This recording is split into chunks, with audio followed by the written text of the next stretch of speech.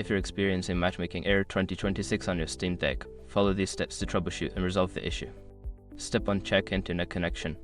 Ensure that your Steam Deck is connected to a stable internet connection. You can test this by trying to browse the web or stream content to confirm that your network is functioning properly. Step 2. Restart Steam Deck. Power off your Steam Deck completely and then turn it back on. This can help reset any temporary issues that may be causing the matchmaking error. Step 3. Update Steam Client. Make sure that your Steam client is up to date. Open Steam, go to the settings, and check for any available updates. Installing the latest version can resolve compatibility issues. Step 4. Verify game files. Navigate to your game library, right-click on the game that is giving you the error, and select Properties.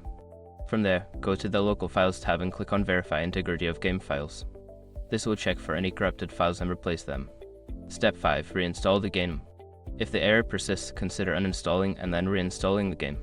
This can fix any underlying issues that may not have been resolved by verifying the game files. By following these steps, you should be able to resolve the matchmaking error on your Steam Deck. If the problem continues, consider reaching out to Steam support for further assistance.